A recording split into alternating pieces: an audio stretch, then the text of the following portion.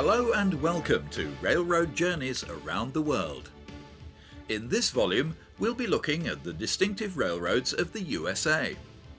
The steep gradient at Sand Patch is one of the most exciting railroad locations in eastern America. The route straddles the Maryland-Pennsylvania state line, with the famous incline itself about 30 miles north of Cumberland. Connecting the industrial East Coast cities to Pittsburgh and on to Chicago, the route takes a sinewy, steeply graded path through the northern Alleghenies. The line here was once part of the former Baltimore and Ohio main line, but is now operated by the giant CSX Transportation Group.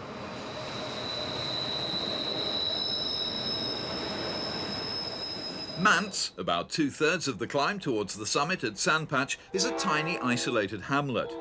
Here, after passing through a 4,500-foot-long tunnel near the summit, the double-track route sweeps around 180-degree reverse curves in idyllic rural scenery.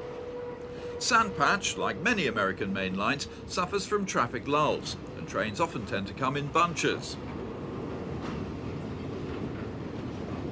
On a mixed freight like this, cars from all over the USA can be seen, including ones lettered for some companies like the Norfolk Western, which have long since ceased to exist.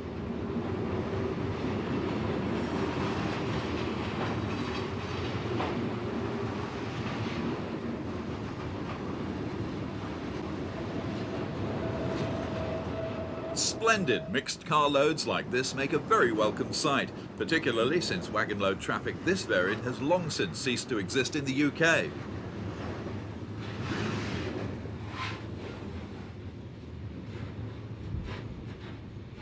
The old general store at Mance, looking more like something left over from an old movie set, is in fact still used as a summer house. This trainload of just over 100 piggybacks represents a fairly typical load that won't have to slog over the mountain range behind a fleet of slow-moving lorries.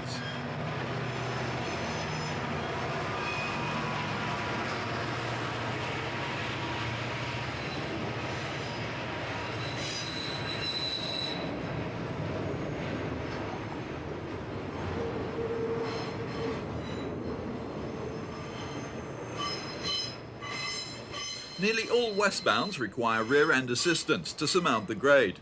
They'll normally drop off about 5 miles further on at the summit.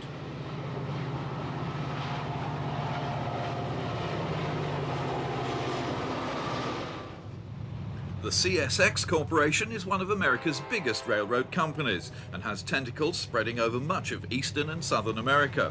It incorporates the former Baltimore and Ohio, Chesapeake and Ohio, Western Maryland, Louisville and Nashville, and Seaboard System railroads.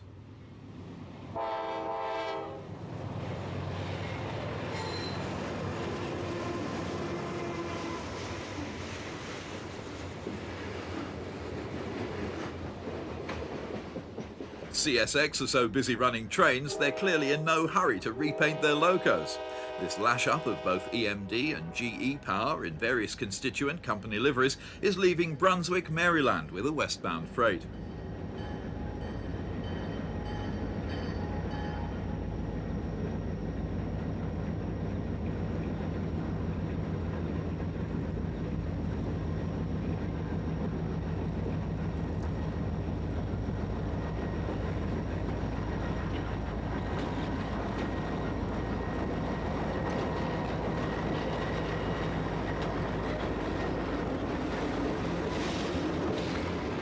The trailing unit, number 4208, is a rare GP30M, still painted in the famous old Chessie Systems livery.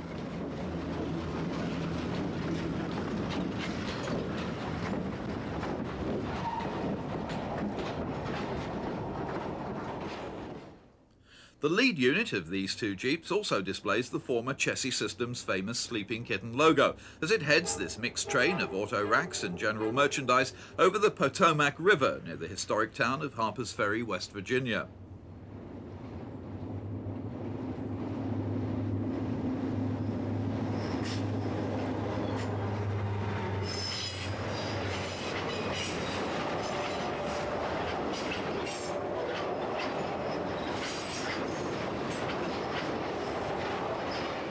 At the opposite end of the scale from CSX is the Maryland Midland, based in the small, pleasant Maryland town of Union Bridge, about 50 miles northwest of Washington. The Maryland Midland has just 6 locos and runs a train each weekday on its so-called main line to Highfield. Branches to Walkersville and Taneytown are also served depending on traffic requirements, which usually means a train will run 2 or 3 times a week.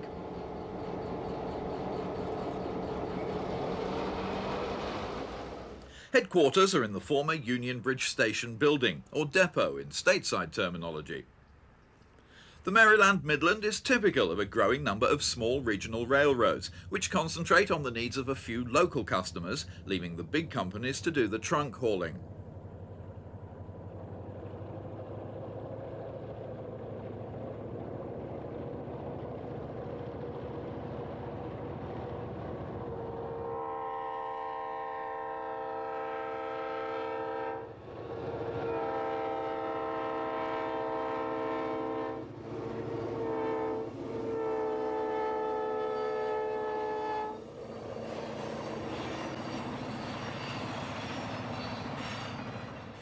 The company operates 50 miles or so of former western Maryland trackage through some picture postcard rural scenery between CSX connections at Emery Grove and Highfield, Maryland.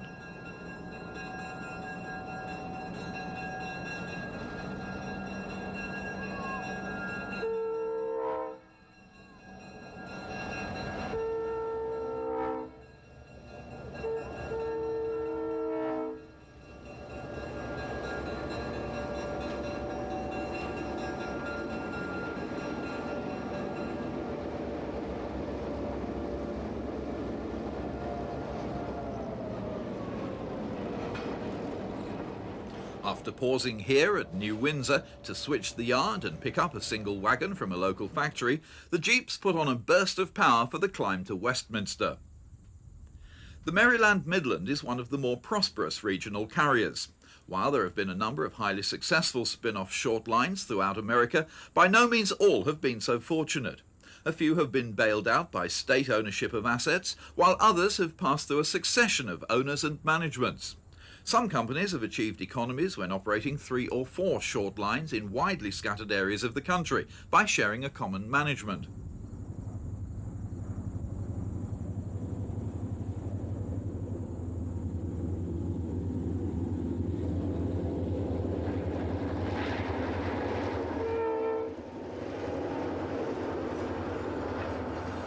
All the motive power on the line is supplied by various Jeeps, each refurbished and all kept spotlessly clean. Number 201 is a GP9 dating from 1957, while number 302 is a more recent GP38-2.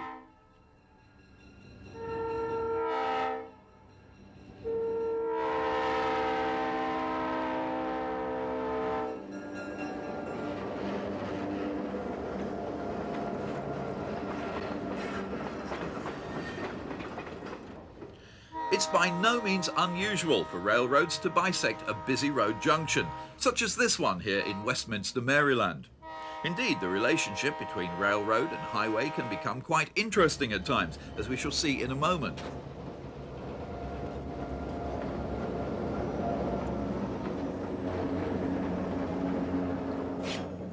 One amazing feature still found in some American towns, but virtually unknown in Britain, is the concept of street running. Most of the local children are far too preoccupied with preparing for trick or treat to be interested in this daily working that seems so unusual to us. Propelled by 2 Jeeps at the rear, this sizable trainload of empty cement hoppers moves surprisingly swiftly up the almost deserted street. The main customer here in Union Bridge is the Lehigh Portland Cement Company. In fact, for the Maryland Midland, it's their bread and butter. It's also fortunate for photographers, as this regular intrusion through the town's residential district provides the only practical access to the cement works.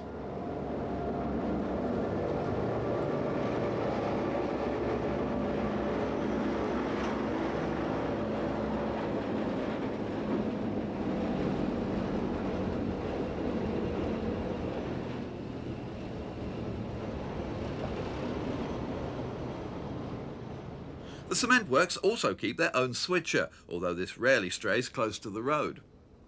All told, the Lehigh Portland cement plant ships around 2,000 carloads a year to customers, mainly in Virginia and North Carolina.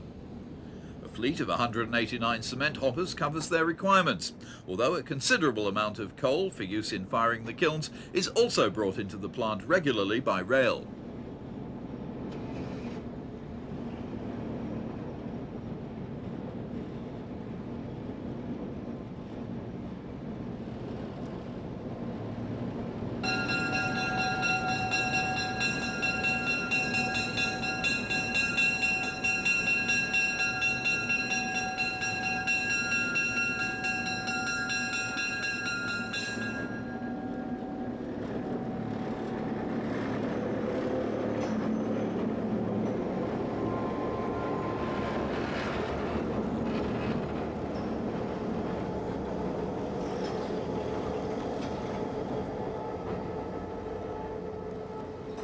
It makes you wonder what effect this daily assault on house foundations will have on their real estate value.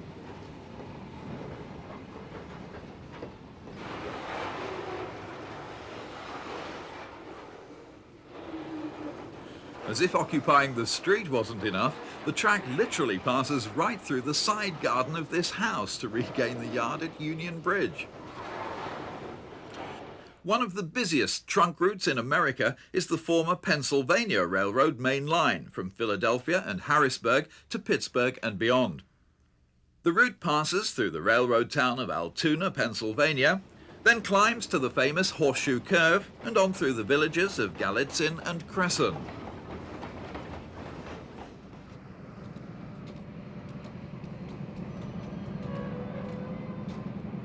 The overbridge at the eastern end of Altoona Marshalling Yard provides a good close-up viewpoint for plenty of rail freight action.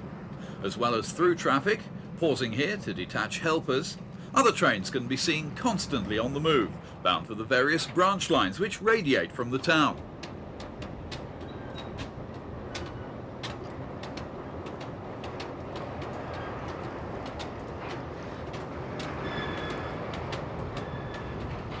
These yard goats are EMD SW1200s. That's 1200 horsepower switching engines.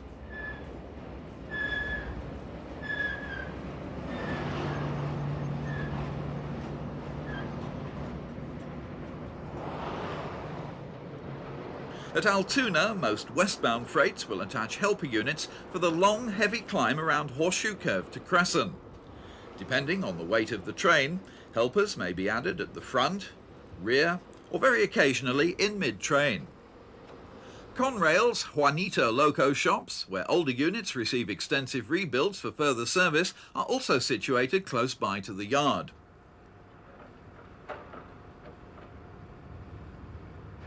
Alto Tower at the east end of Altoona is not a signal box but an interlocking tower, although this amounts to much the same thing. Many westbound trains stop close by to attach helper engines.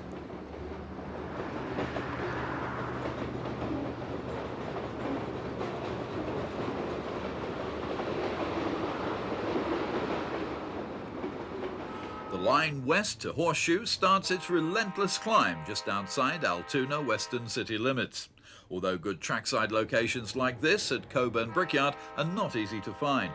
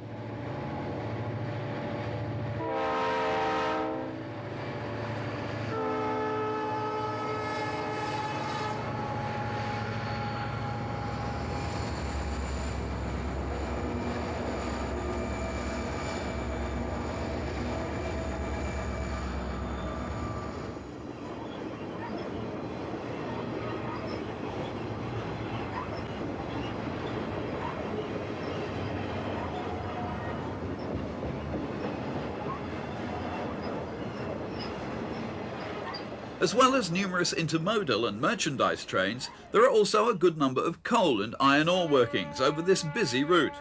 These coal empties, only 78 of them, are being worked by a General Electric C-40 and an EMD SD60.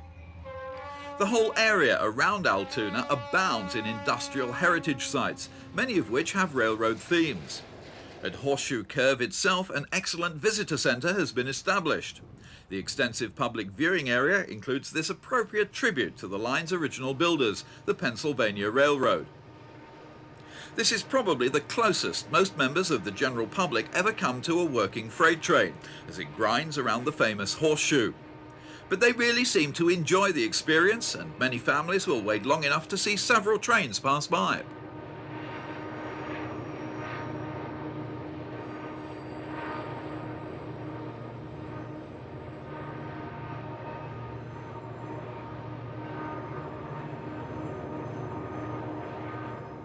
Visitors are able to overhear the loco crew's conversation with the dispatcher in Altoona, as it's broadcast live over the public address system. Conrail even supply printed lists of planned train movements for the benefit of the general public. The whole setup here sums up the fact that rail fanning is an accepted, respectable, adult pastime in America. Compare that with the British media's perception of rail enthusiasts as people more than slightly bereft of their mental faculties.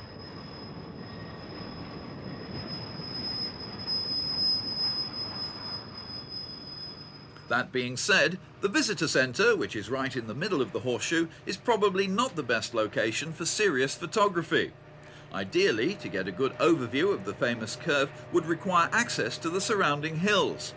Unfortunately, this is made difficult by dense forest, snakes, and the attitude of Conrail's security police.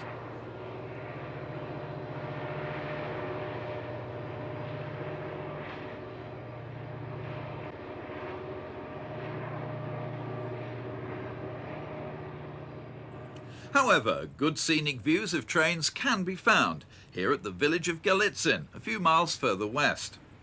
The route over Horseshoe once boasted 4 tracks, but one track was removed in the early 70s.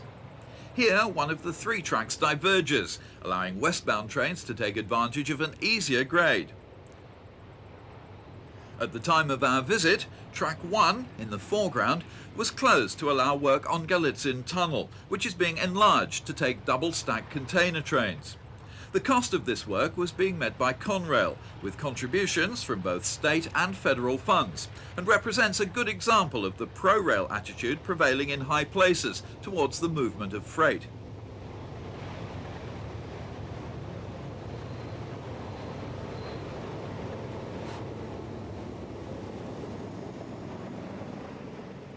To help cope with the huge volumes of freight carried on this busy line, as many as 4 or 5 of these 2-unit helpers may be on duty at any one time.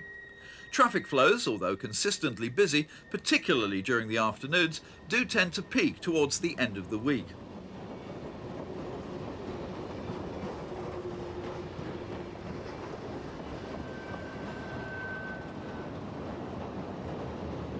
Intermodal traffic, like these piggybacks, make up a large volume of US rail-borne freight.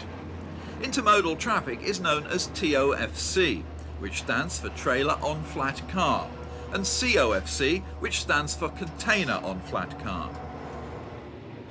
The twin bores of Galitzin Tunnel are each 3,600 feet long, and Jackson Street Bridge in the village provides a superb vantage point to watch westbound trains from.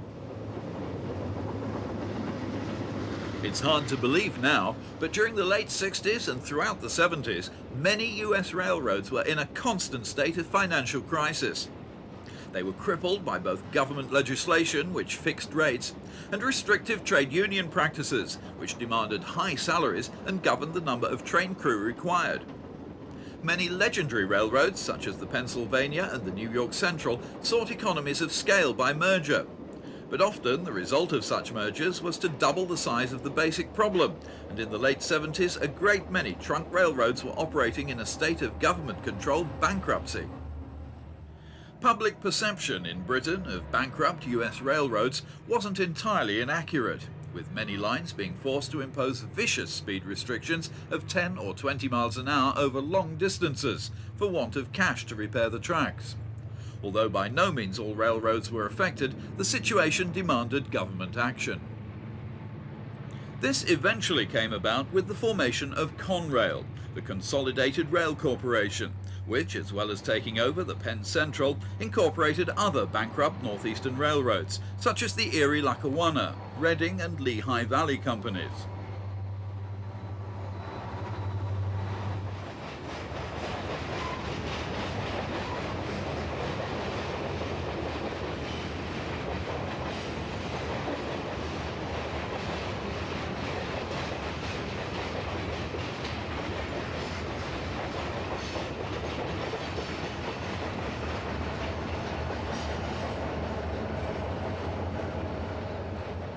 Today, Conrail is one of the true railroad giants and now enjoys relative prosperity.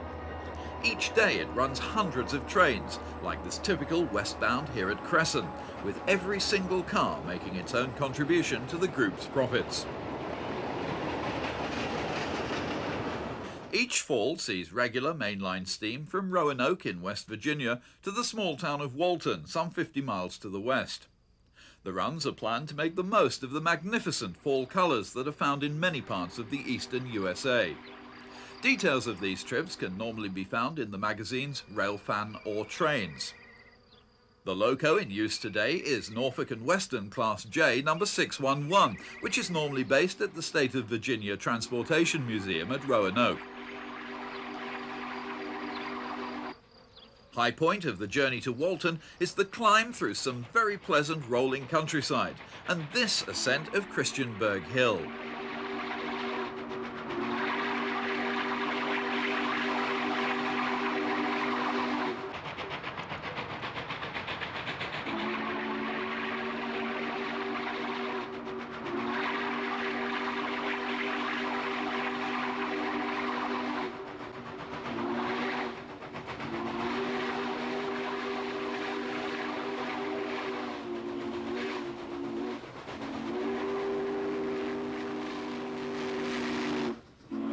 It's a pity that on this occasion the railroad thought that the 484 needed the services of a diesel helper.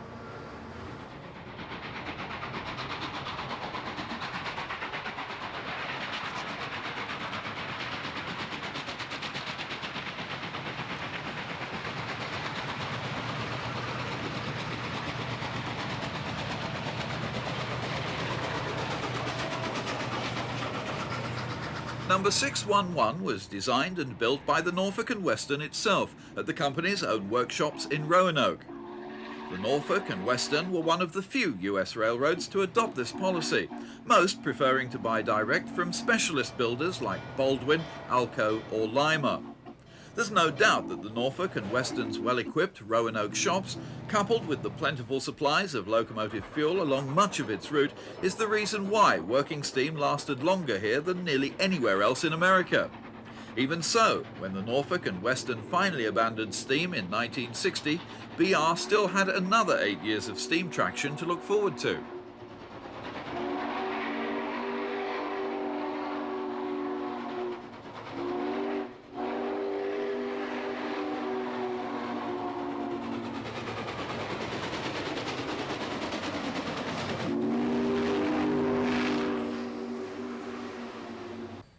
200 miles to the northwest, another operation is taking advantage of the highly marketable combination of fall colours and steam action.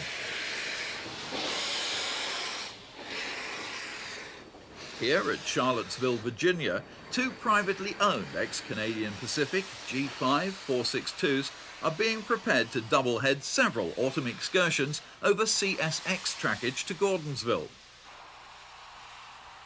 Charlottesville itself is a pleasant university town in central Virginia and is a popular centre for touring the nearby Blue Ridge Mountains of Laurel and Hardy fame.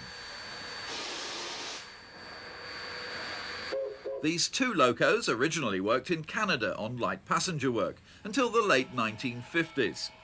During the last few years, they've become firm favourites with American rail fans, as they've operated excursion services in many parts of the USA.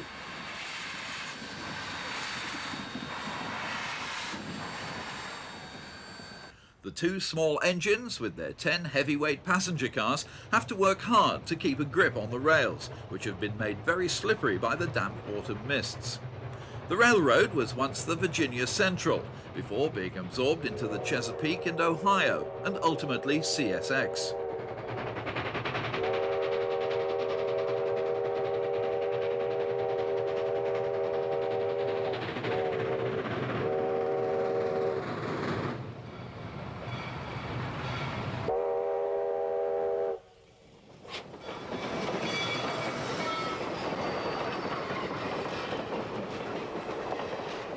Gordonsville is the junction for Norfolk on Virginia's Atlantic coast, and is journey's end. The passengers all remain on board as the entire train is quickly turned here on this Y, which we'd call a triangle, prior to returning to Charlottesville.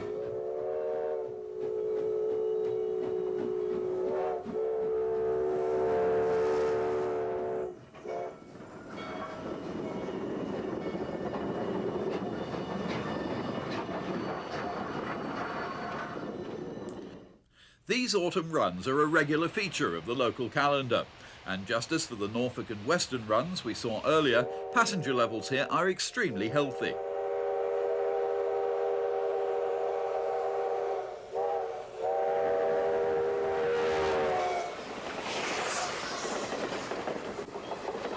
This is Lima Steam Superpower, former Nickel Plate Road 284 number 765. 32 cars and no diesel helper.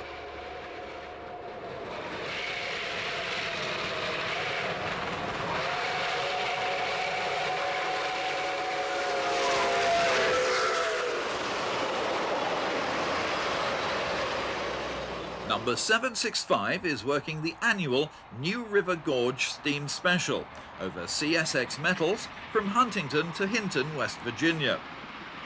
Roads, particularly near the water stop at Montgomery, don't exactly follow the line or the maps, so photography can be difficult if you decide to chase. To allow time to turn and service 765, the loco is taken off the train at Meadow Creek, about 13 miles from Hinton, while two CSX Jeeps take the main train into town.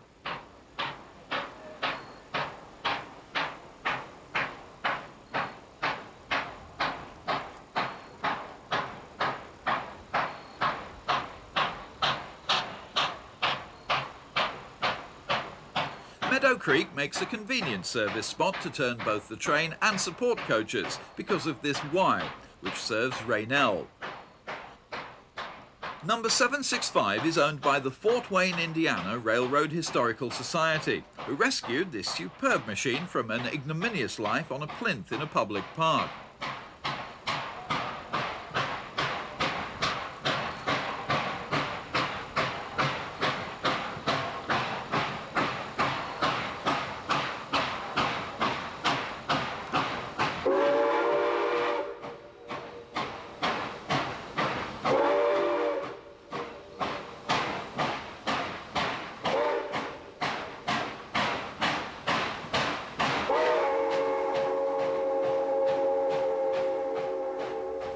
The amazing shotgun exhaust, or as our transatlantic cousins call it, stack torque, is music to the ears as it echoes around this lonely valley.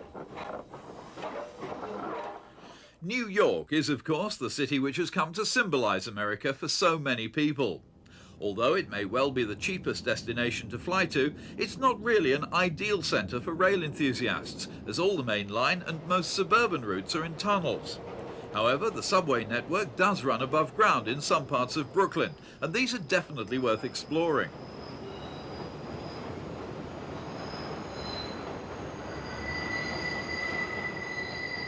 Across the Hudson River is the Lackawanna Railroad's Hoboken Station, which is the terminus for commuter trains from New Jersey, with many passengers completing their journey to Manhattan by ferry boat. Far more famous, though, is the Grand Central Terminal in downtown Manhattan. All Amtrak long-distance services have been transferred to the nearby and less spectacular Pennsylvania Station, and only commuter trains to the north and east now use Grand Central. Until fairly recently, this Amtrak turbo train ran to Albany and Buffalo, but now this service is also routed from Pennsylvania Station.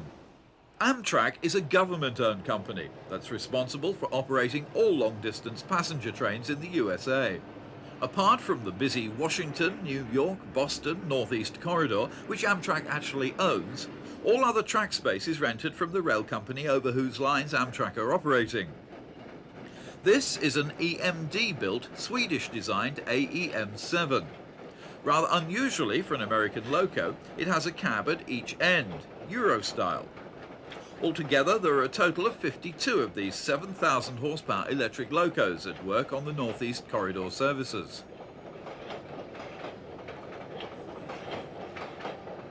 Although the high-speed service over the Northeast Corridor can be favourably compared with the European intercity main line, elsewhere in America, passenger train frequency is unlikely to be more than one train per 24 hours, and even then may well only be 2 or 3 times a week. These high-level superliner cars are specifically intended for scenic western routes.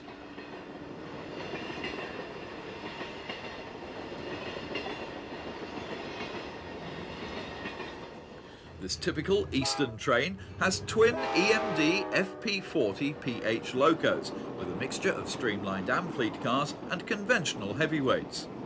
There are also 2 privately owned cars tacked onto the rear, in a livery similar to that worn by the cars of the one-time New York Central system.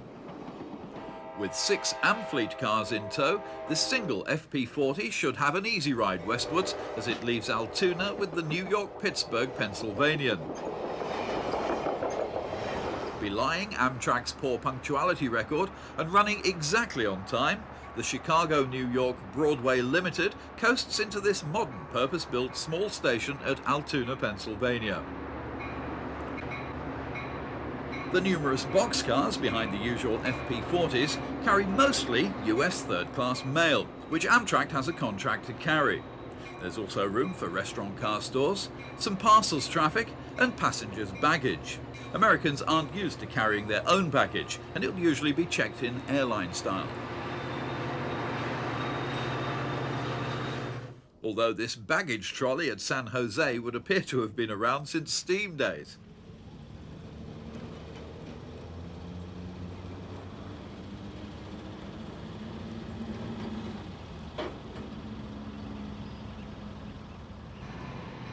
Amtrak is able to compete very effectively with the overcrowded internal airlines on medium-distance journeys like the San Francisco to Los Angeles Coast Daylight. Although obviously somewhat slower than flying, passengers on this train can at least enjoy the superb Pacific coastal scenery en route.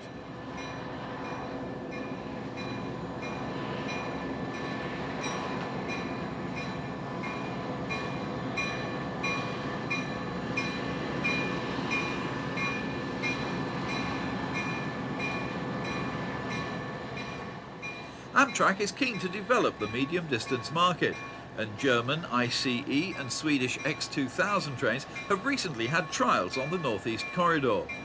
Sadly, there being no direct British alternative, the UK hasn't been able to be represented.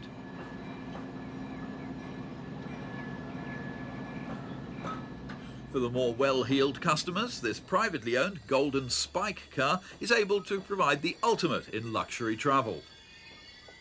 You'd hardly think that this rather decrepit building could be the main Amtrak station for San Francisco, but Oakland Station does indeed have this rather dubious honour. The station, which suffered considerable structural damage in the last major California earthquake, has now been reduced to using very Spartan facilities in a platform porter cabin.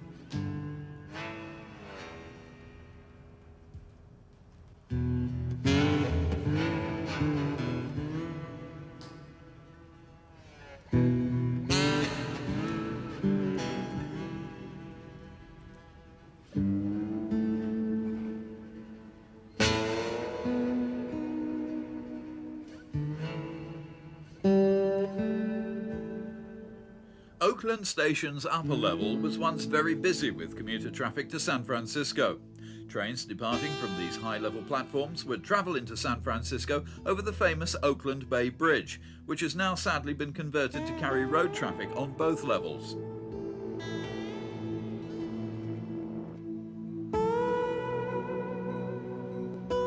On Amtrak, advance reservation is the norm, and it's not usually possible to simply turn up, buy a ticket and hop on the train.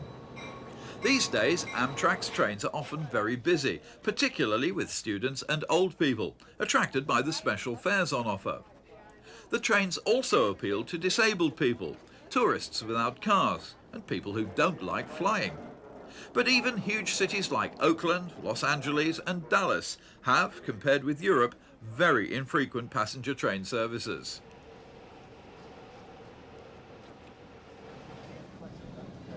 Amtrak was formed in 1971 to save long-distance rail services within the USA, as the established railroads had basically given up trying to compete with ever-decreasing internal airfares, cheap gasoline and the interstate highway network. The routes are determined by Congress and have often been the subject of intense political battles. Although Amtrak had considerable early domestic image problems, things seem to be settling down now. On reflection, the future for its services look considerably brighter now than for many years past.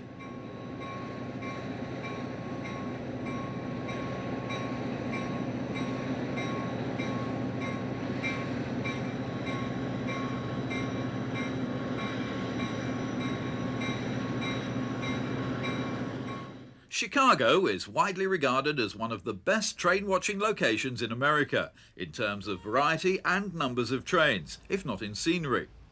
Every major railroad, and many minor ones, radiate from Chicago like spokes from a hub.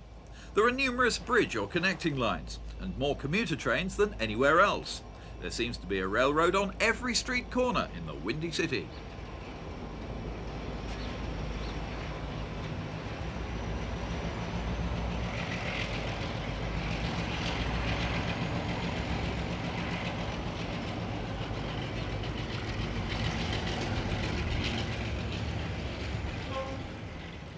Despite recent mergers and changed traffic patterns, Chicago's railroads remain diverse. Intermodal container and piggyback trains continue to dominate the US rail scene, although just like at home, railroads hanker after long unit trains of single commodities, coal, grain or other bulk goods.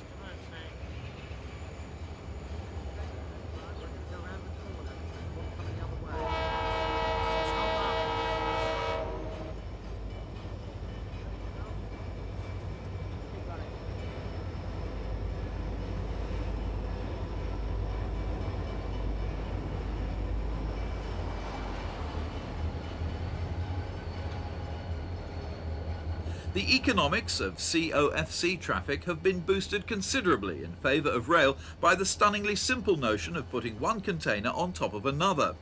This poses little problem as far as clearances are concerned in the West, but as we saw at Galitzin, a few eastern main lines are still not able to accommodate double stacks. Incredibly, double stacking gives double the payload for virtually no extra dead weight. Double stacks were first introduced by the Southern Pacific Railroad in 1982, but can now be found virtually everywhere throughout America's rail network, where clearances permit. These double stacks, behind leased General Electric B39-8s, are heading west over Burlington Northern near Naperville, Chicago.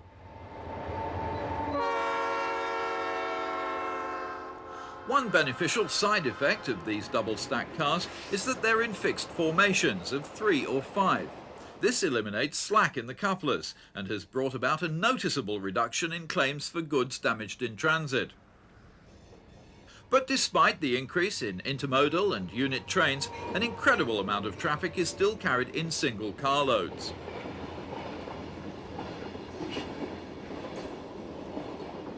Most railroads have at least one marshalling yard in Chicago. Here, in the main Burlington Northern Yard, freight cars from all over the United States are assembled and sorted.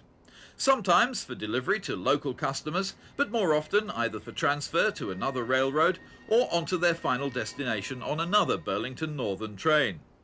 The vast numbers of cars here is a testimony to the contribution made to freight transport in the USA by the railroads. Unlike in the UK, there's a noticeable lack of heavy trucks on interstate highways.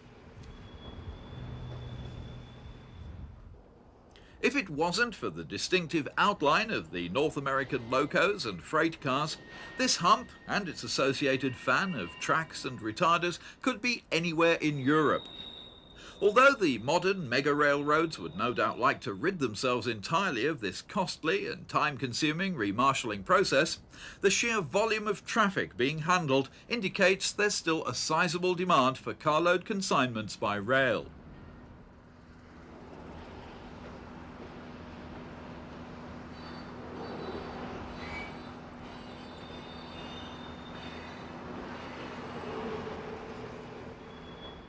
These cars are being propelled over the hump by an elderly SD9 diesel, making use of its 6 traction motors for the extra adhesion necessary at low speeds.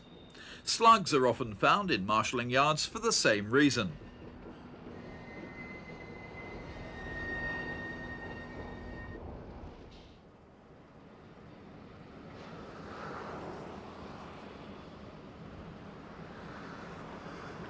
Yet again, it seems that it's only the United Kingdom that's out of step, with single wagon load traffic almost a thing of the past.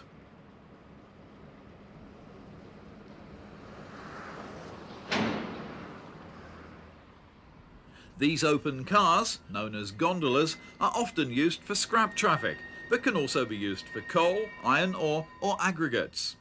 The universal Buckeye-style knuckle coupler and single-piped air brake are clearly visible. Buffers are unknown in America, and the huge Buckeye couplers have to be strong enough to withstand the full impact of rough shunting operations. The varied and radial nature of Chicago's railroads makes it possible to see power from all over the country in this one city. In this single yard, there are locomotives from companies representing literally all 4 points of the compass. These GP38-2s belong to the Grand Trunk Railroad, a subsidiary of Canadian National, which stretches northeastwards from Chicago towards Detroit and onwards into Canada. The omnipresent Conrail get into the act as always, with this B40-8 leading 2 partners cautiously through the yard to pick up their next train.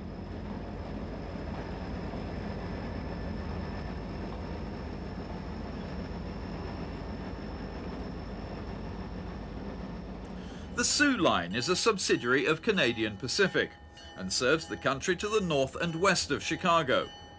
These 2 SD40s are leaving with a stack train, heading to the twin cities of Minneapolis and St. Paul over former Milwaukee Road trackage.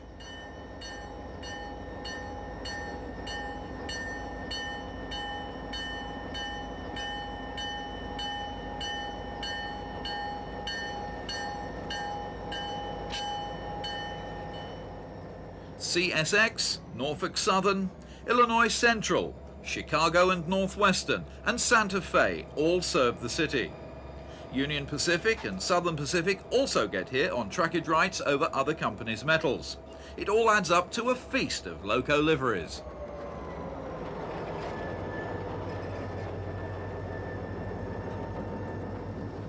There's no doubt the UK's own rail freight fortunes would be greatly enhanced if only it was possible to carry continental gauge freight in the UK, let alone double stacks.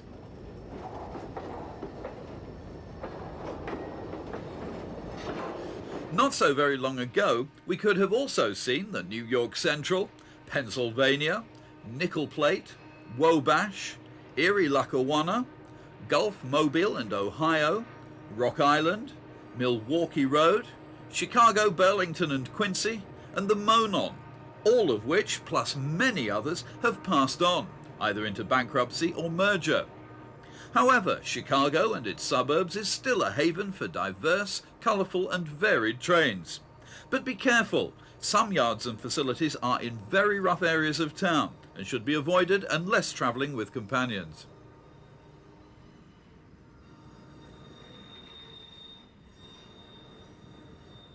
The mighty Rocky Mountains, which rise to around 15,000 feet around Denver, are a formidable barrier to all forms of east-west transport, although several transcontinental railroads have found their way through.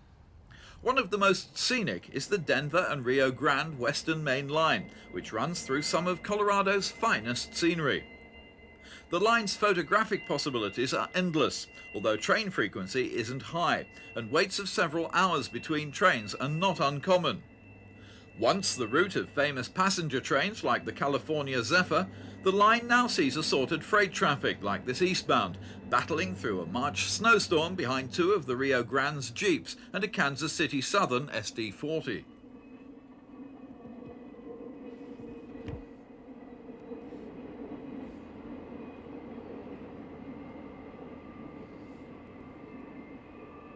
Just west of Denver, near Leyden, the line makes a dramatic sweeping double horseshoe to gain height before the start of a long westbound climb into Creek Canyon, high in the Rockies.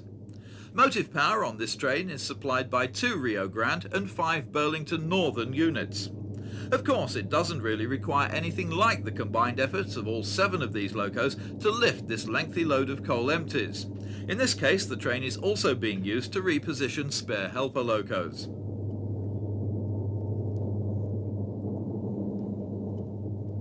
Appearances can be deceptive. This is not double track, but one end of the enormous double horseshoe, and this train will eventually reappear on the nearer of the 2 tracks.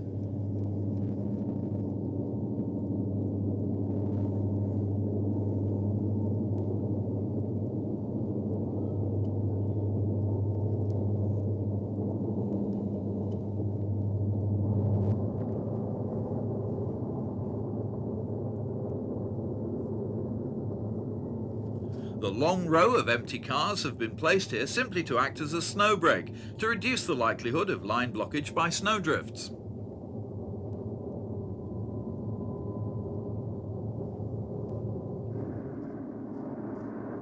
Our train has now circumnavigated the horseshoe and, having gained a few hundred feet, is back on the nearer track, travelling in the opposite direction. Its load of coal empties are bound for mines in Utah, which produce considerable traffic on this route. The Rocky Mountains are renowned for unpredictable weather, and snow can fall at any time from October to April. Accommodation is very limited in the more rural areas.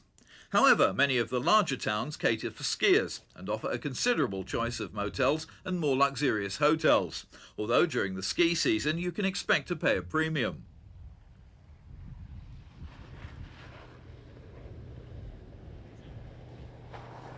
If you're thinking of renting a car in Colorado, it makes sense to acquire a 4-wheel drive vehicle. Although the winter countryside around Pine Cliff offers spectacular panoramas, winter driving conditions can sometimes be very tricky indeed. 4-wheel drives are freely available from all the rental companies in this area and come fitted with the statutory winter tyres. As well as coping safely with hazardous road conditions like this, they can also handle the lengthy dirt roads often found near railroad lines, giving you the chance to get right off the beaten track. Railroads in this part of the USA are used to constant snow clearance work during the winter months and are well geared to cope. Even so, they occasionally have to resort to simply waiting for the weather to improve or diverting trains over another company's tracks.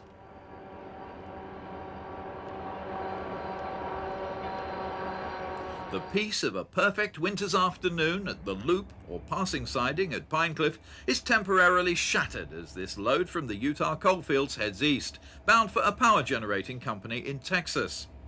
The leading SD40s have their air intakes at running board level. This is to avoid drawing in air already heated in tunnels by the exhaust fumes from other units on the same train.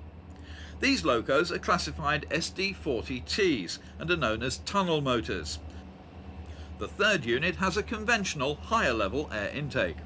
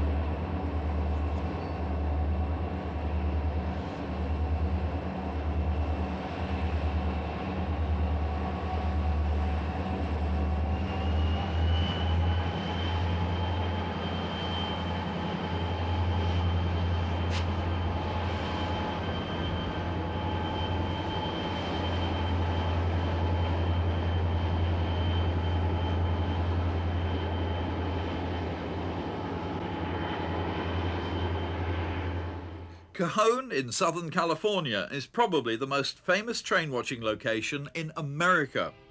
This steep pass through the San Bernardino Mountains on the edge of the Mojave Desert allows Santa Fe, Southern Pacific and Union Pacific access to the Los Angeles area and its Pacific ports. Train watching doesn't come much better, with two parallel, heavily used main lines, spectacular scenery, grades of around 1 in 50, that's 2% in American language, and Californian sunshine, all within easy reach of nearby Interstate 15, and only about 1.5 hours drive from Los Angeles. This particular train passing around Sullivan's Curve illustrates extremely well the practice of power sharing, with both Conrail and Burlington Northern units in use on the power lash-up for this Santa Fe westbound. The famous curve is named after Herb Sullivan, a local farmer who photographed Santa Fe steam here in the 20s and 30s. Spectacular, lengthy trains like this are common, with up to 30 workings per day on the Santa Fe line alone. The distant San Gabriel Mountains have peaks of over 10,000 feet, which can mean snow on the tops in winter.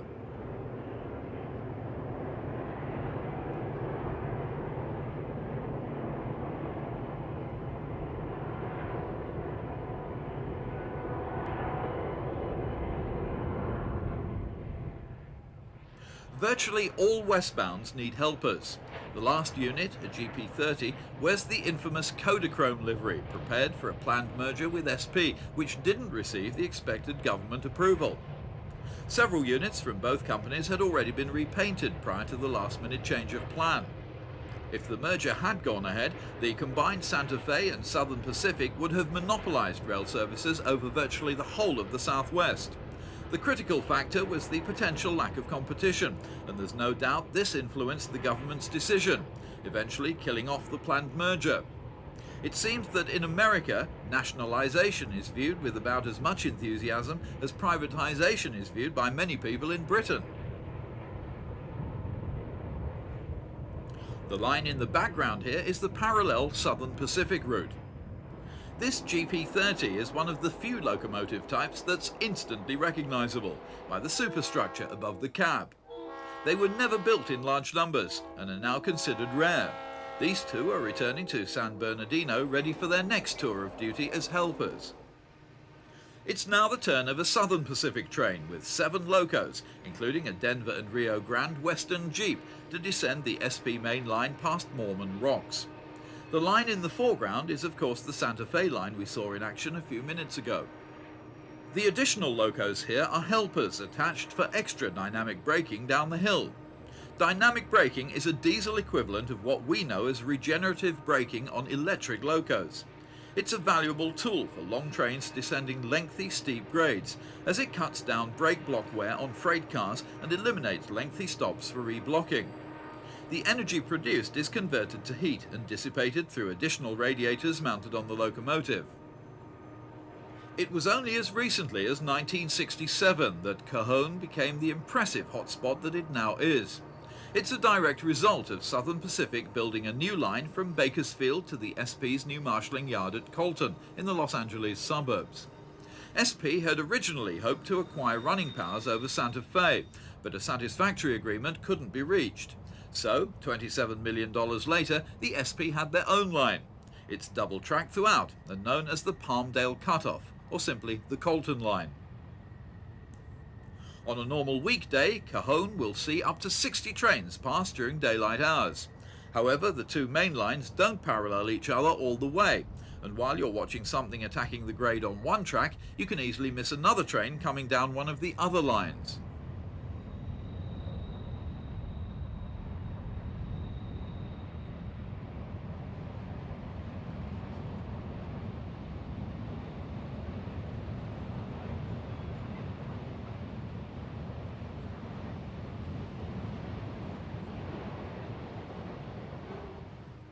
This Santa Fe eastbound has a cabless 6-motor as the center unit.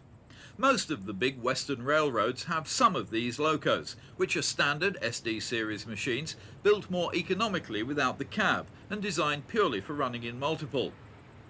While some companies have also rebuilt collision damaged machines into cabless boosters. Perhaps the most surprising thing about cabless boosters, considering the potential cost savings, is that you don't see more of them.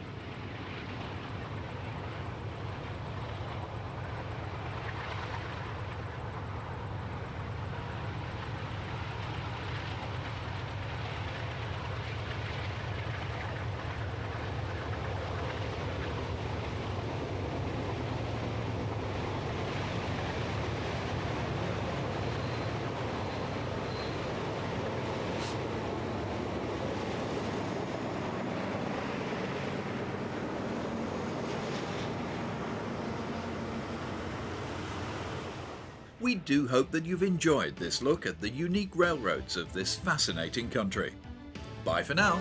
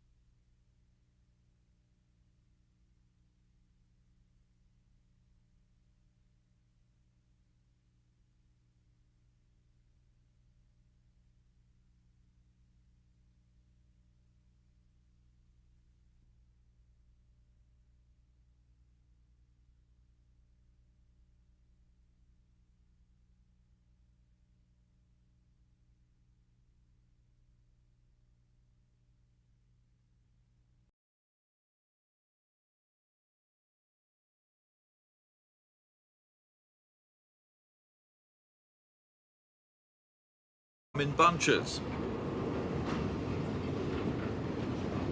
On a mixed freight like this, cars from all over the USA can be seen, including ones lettered for some companies like the Norfolk Western, which have long since ceased to exist.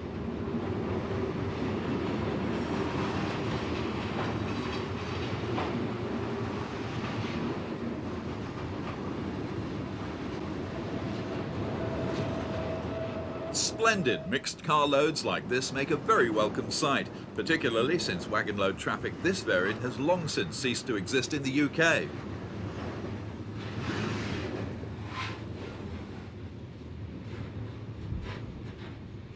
The old general store at Manse, looking more like something left over from an old movie set, is in fact still used as a summer house.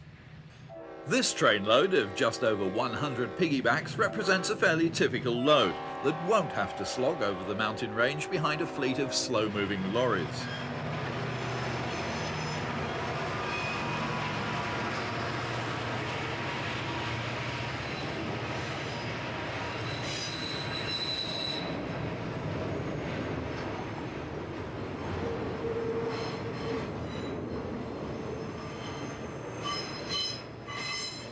Nearly all westbounds require rear-end assistance to surmount the grade.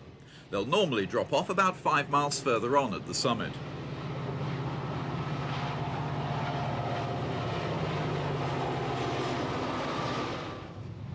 The CSX Corporation is one of America's biggest railroad companies and has tentacles spreading over much of eastern and southern America. It incorporates the former Baltimore and Ohio, Chesapeake and Ohio, Western Maryland, Louisville and Nashville, and Seaboard System railroads.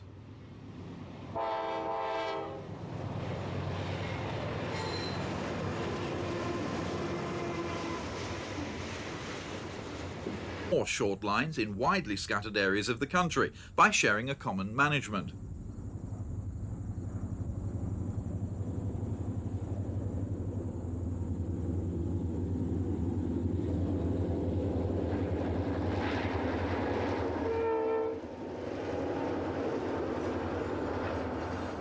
All the motive power on the line is supplied by various jeeps, each refurbished and all kept spotlessly clean. Number 201 is a GP9 dating from 1957, while number 302 is a more recent GP38-2.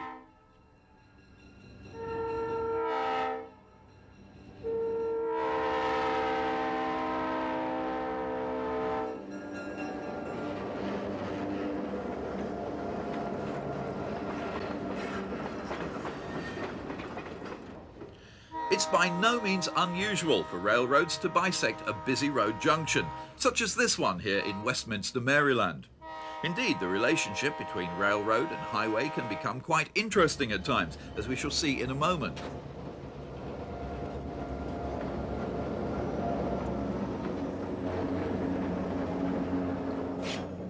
One amazing feature still found in some American towns, but virtually unknown in Britain, is the concept of street running.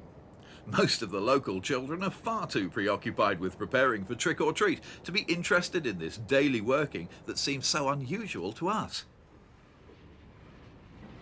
Propelled by two jeeps at the rear, this sizable trainload of empty cement hoppers moves surprisingly swiftly up the almost deserted street. The main customer here in Union Bridge is the Lehigh Portland Cement Company. In fact, for the Maryland Midland, it's their bread and butter. It's also fortunate for photographers, as this regular intrusion through the town's residential district provides the only practical access to the cement works.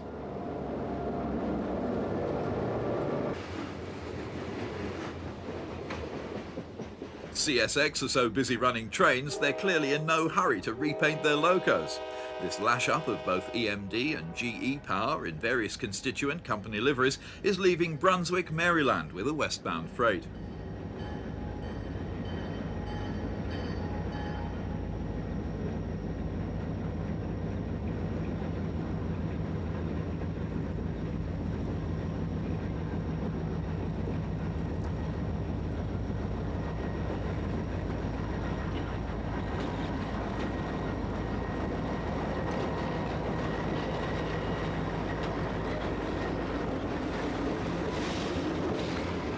The trailing unit, number 4208, is a rare GP30M, still painted in the famous old Chessie Systems livery.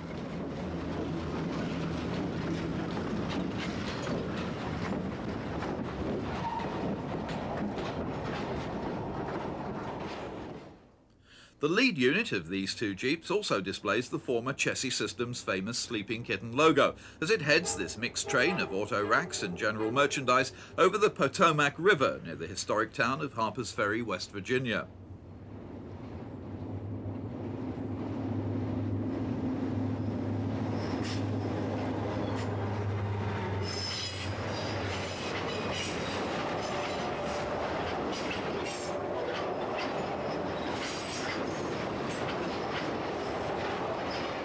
At the opposite end of the scale from CSX is the Maryland Midland, based in the small, pleasant Maryland town of Union Bridge, about 50 miles northwest of Washington. The Maryland Midland has just 6 locos and runs a train each weekday on its so-called main line to Highfield. Branches to Walkersville and Taneytown are also served depending on traffic requirements, which usually means a train will run 2 or 3 times a week.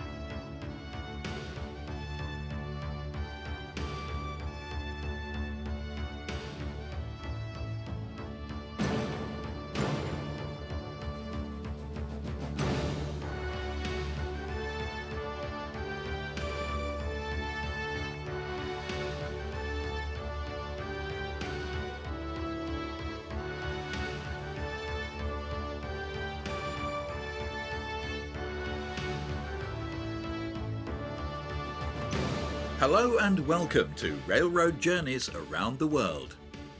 In this volume, we'll be looking at the distinctive railroads of the USA. The steep gradient at Sand Patch is one of the most exciting railroad locations in eastern America. The route straddles the Maryland-Pennsylvania state line, with the famous incline itself about 30 miles north of Cumberland. Connecting the industrial East Coast cities to Pittsburgh and on to Chicago, the route takes a sinewy, steeply graded path through the northern Alleghenies. The line here was once part of the former Baltimore and Ohio main line, but is now operated by the giant CSX Transportation Group.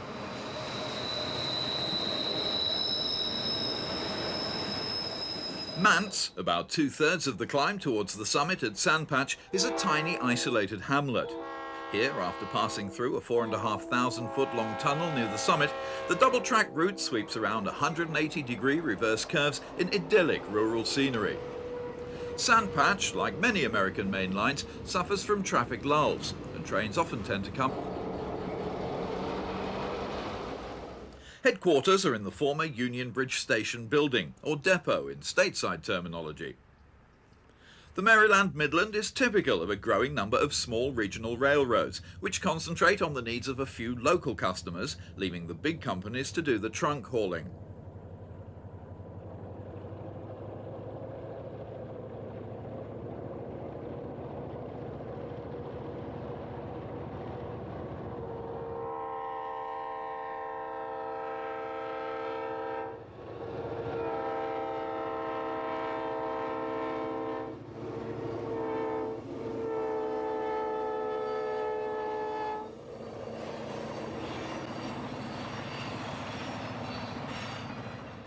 The company operates 50 miles or so of former western Maryland trackage through some picture postcard rural scenery between CSX connections at Emery Grove and Highfield, Maryland.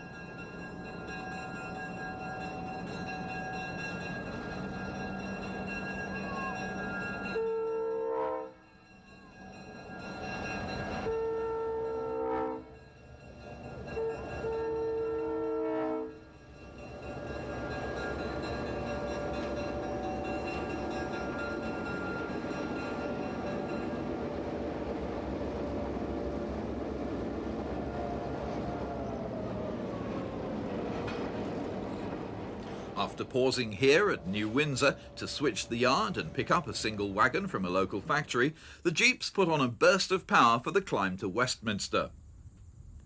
The Maryland Midland is one of the more prosperous regional carriers. While there have been a number of highly successful spin-off short lines throughout America, by no means all have been so fortunate. A few have been bailed out by state ownership of assets, while others have passed through a succession of owners and managements. Some companies have achieved economies when operating 3 or 4